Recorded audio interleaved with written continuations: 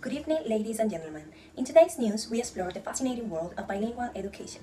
Do you know bilingual people are considered more creative than monolinguals? Think about it this way. A bilingual artist might draw inspiration from two different cultures and languages, which can lead to one unique artwork. That is right, Nohelia. According to a study by Baker in 2006, bilinguals have some remarkable cognitive advantages, especially in creative thinking. Bilingual excel in divergent thinking, which objects see multiples used for objects. This kind of thinking relies on fluency, flexibility, and various associations. Let's take a common object like a smartphone. Bilingual individuals might come up with innovative ways to use it.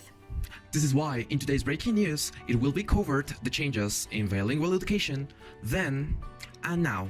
Firstly, do you know there was once a belief that bilingualism was detrimental to children's cognitive development? Doctors and teachers even discouraged parents from raising bilingual children, fearing problems like mental confusion and identity conflicts. IQ takes gave the impression that monolinguals had better cognitive development, but they didn't consider factors such as social status, culture, or even the context. So this period was based on methodological weaknesses rather than actual deficiencies. The neutral effects period followed, where some studies report no significant impact of bilinguals in cognition. It wasn't until Peel and Lambert's study in 1962 that we entered in the additive period. They found cognitive advantages in bilingualism, like mental flexibility and abstract thinking, among others. When it comes to talking about language processing, in fact, both first and second languages are processed equally in the left sides of the brain. We have two hypotheses. First, there is the standard system hypothesis, which suggests that languages are stored on the brain as one balloon, with some variations depending on the language. On the other hand, there's the dual system hypothesis, which proposes that languages are stored in different sets in the brain, considered it like having a vast library with different sections for each language. However, none of these hypotheses has been completely proven.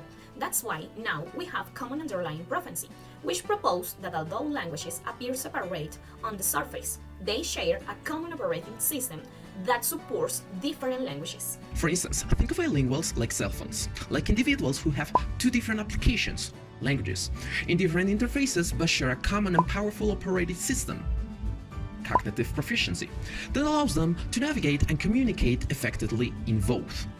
Okay, it was an interesting trip through the past of bilingualism, but let's move on to the now of bilingual education, because after the 2000s, theories have generated significant advances that are fascinating. Tell us, Carolina, more about it. We move away from the theories where it was believed that being bilingual affect thought processes, but instead we realize that two or more languages can be learned and used to develop more capable brains.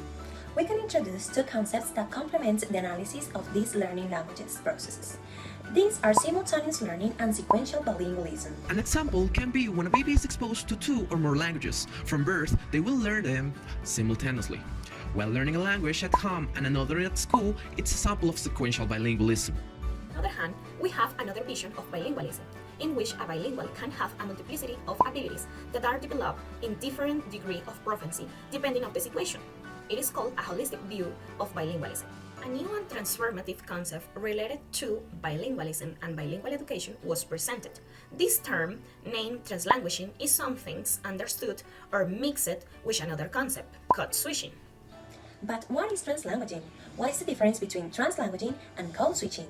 Code switching has been understood as the alternance or mezcla of two different languages during the same discurso. Example of this is Latin communities in USA or close to the border, with a dialect called Spanglish, which is a combination between Spanish and English, sometimes even creating new words or mixing both languages like troque instead of truck. With this in mind, diverse opinions appear, as people who use this combination are considered as not being proficient in other languages. Other people think that that is a way to learn a second language based on the mother tongue, but it is a common practice that has value for pedagogical purposes. Now, we have to think about translanguaging as the usage of different languages to fortalecer another one in order to grow up understanding and increase the use of ambos idiomas. For instance, according to Garcia and Way, if I read an article in English and then I discuss the content in Spanish with my peers, that is a great example about translanguaging. To conclude, we agree with Baker, who said that translanguaging is a means for students to understand languages, construct meaning, and build knowledge, because translanguaging involves practices that allow students to take control with their previous knowledge and to use the whole linguistic repertoire. And that is all for today. Thank you for listening and have a pleasant day. Stay tuned for the next breaking news.